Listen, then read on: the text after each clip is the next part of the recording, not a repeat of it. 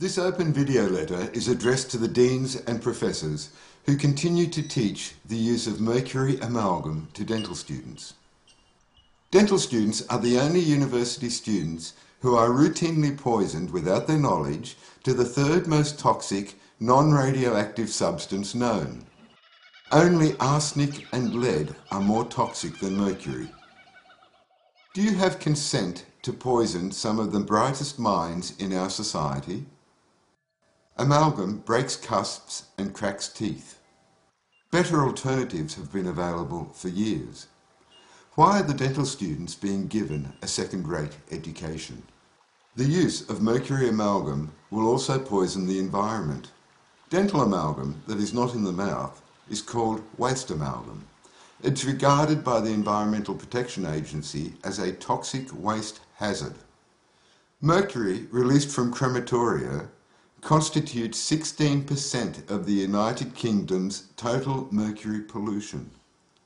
The only place where this material is regarded as safe is in the mouth of a living human being. Everywhere else it is regarded as toxic, hazardous waste. The idea that amalgam is safe and effective is in line with the position of the trade organisations called dental associations. It is not in line with the published scientific literature. Dental amalgam constitutes the single greatest dietary source of mercury to the general population. In fact, 10 times higher than all other sources combined, including seafood.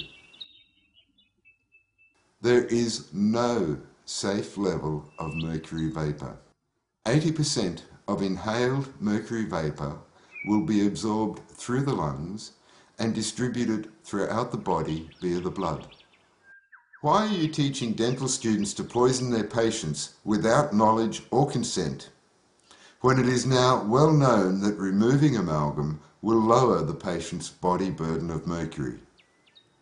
Your teaching exposes dental students to levels of mercury vapour which far exceed occupational safety and health and environmental protection guidelines, and which are in the order of 1,000 times higher than what is known to cause observable physiological change. Thus, the dental students who are exposed to mercury vapour in your teaching hospitals will have a much higher body burden of mercury than the rest of the population.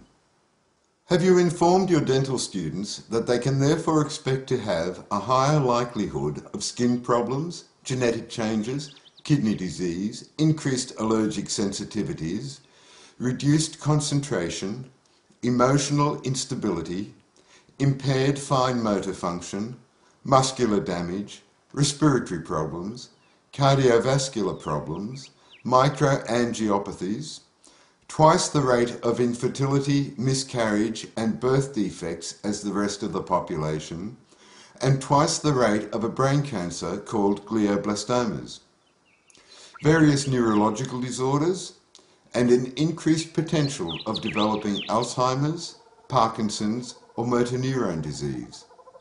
The list is of course far more extensive. The mercury vapour created in your dental hospitals will spread throughout the building and poison everyone inside.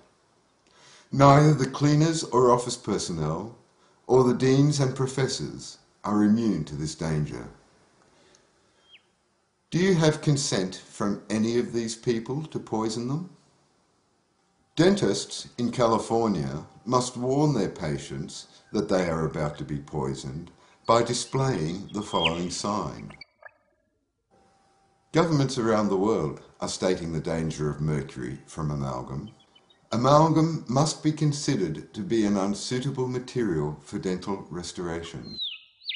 The safety margin that it was thought existed with respect to mercury exposure from amalgam has been erased. Given the evidence, the continued use of mercury dental amalgam fillings is indefensible.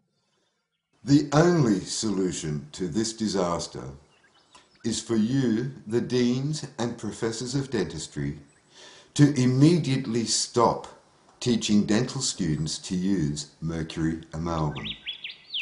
It is the only moral, ethical and professional thing to do. As a final message to the dental students, you do have the right to be warned and informed. You do have the right to be protected, and you do have the right to say no to mercury. Make sure that you read the whole of this document, which has over 500 references, to be fully informed of this disaster.